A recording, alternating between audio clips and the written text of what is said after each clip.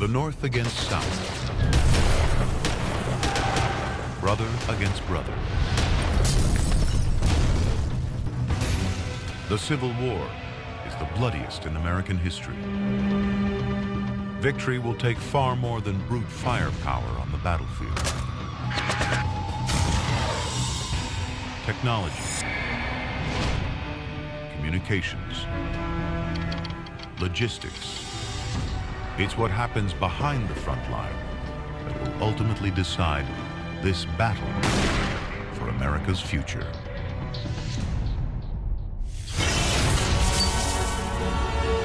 We are pioneers and trailblazers. We fight for freedom.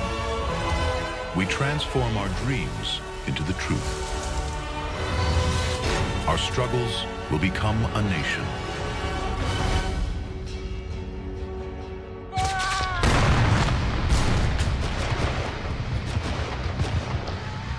(1862).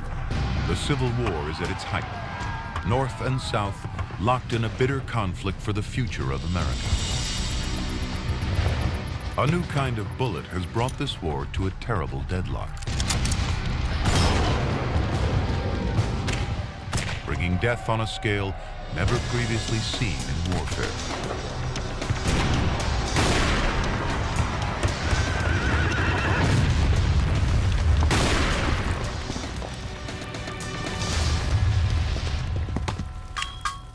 Here at a metalworks in Springfield, Illinois, molten lead is beginning its journey to becoming a lethal instrument of destruction. The bullet known as the Mini Ball.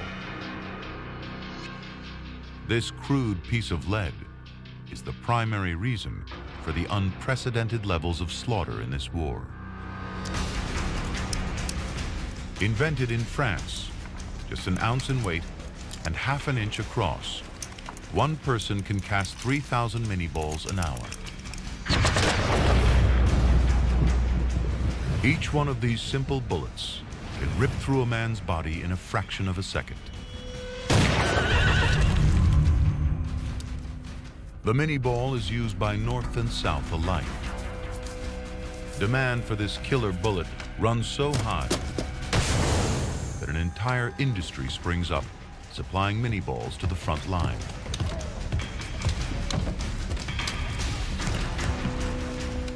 In total, the North makes over 500 million mini balls, ready to be fired from the 2 million muskets it supplies to its men. In many ways, the Civil War was the first modern war because it was the first war that took place after the Industrial Revolution had begun to transform our country. It will take over 33 hours for a bullet in this box to travel the 800+ miles to the battlefield, ready to find its target.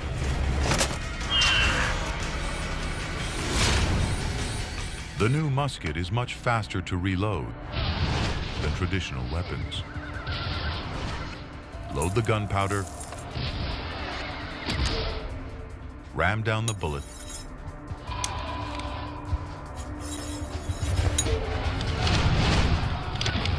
and it's ready to fire.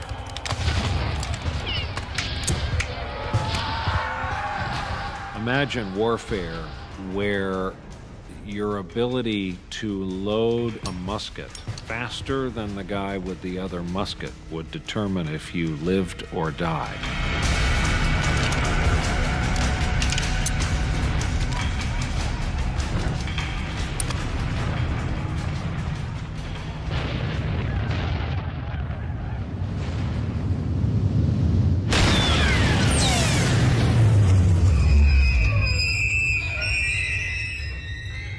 Grooves on the inside of the barrel, rifling, spin the ball toward its target.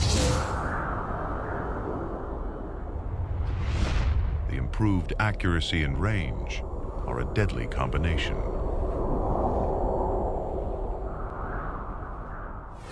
One second, everything's great.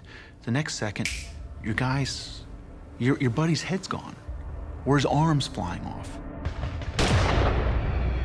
You don't want to know what a soft metal musket ball does when it enters the human body.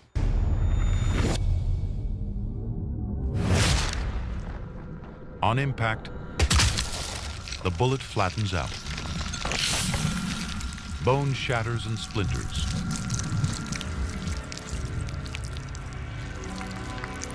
Causing further damage to muscle and tissue.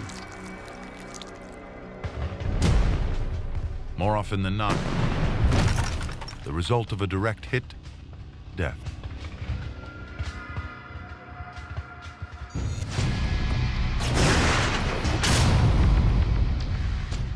But for all the Mini-Ball's technological edge, the Army still uses traditional military tactics.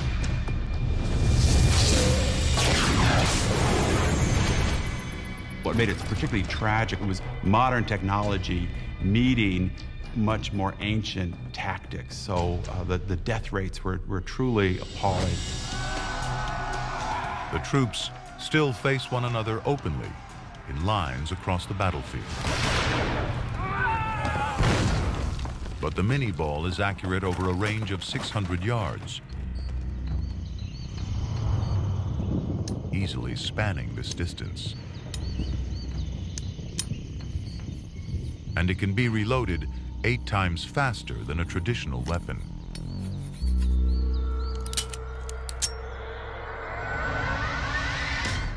The effects are catastrophic.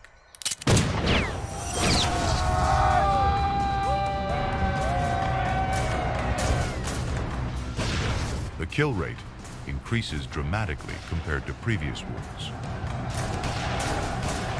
Across the battlefield, the results are carnage, blood and death on a previously unseen scale.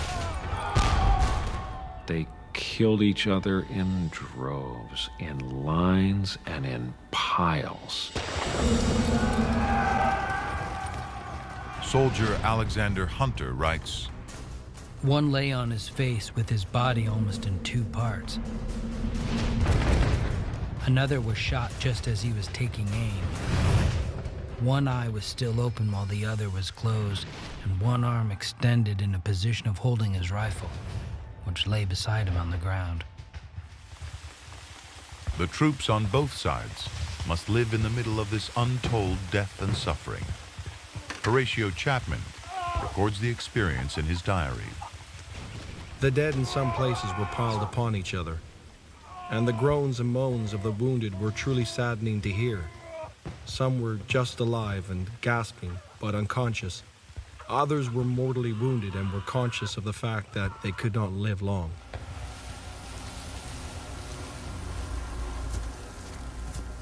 By the time of the North's final victory, over 600,000 men on both sides are dead, some 2% of the entire U.S. population.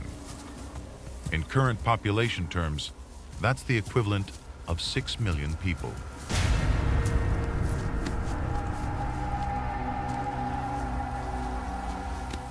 Almost half of the dead remain unidentified.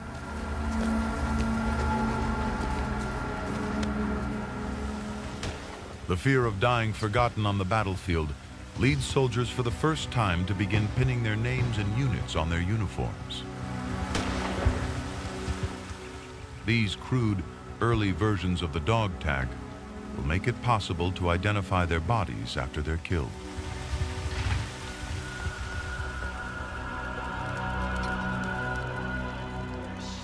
For the first time, America's growing postal service means soldiers can write to their loved ones from the front. With none of today's military censorship, it allows soldiers like Robert Stiles to relay the terrifying realities of life on the front line. The sights and smells that assailed us were simply indescribable. Corpses swollen to twice their original size. Some of them actually burst asunder with the pressure of foul gases and vapors. Fueling this carnage lies the deep political animosity that has led to this war. In a bitter conflict that has pitted brother against brother, the South is determined to defend its independence and its system of slavery. But the North will not allow it to leave the Union of States. We fought and lost hundreds of thousands of men on both sides, fighting for what they believed was right.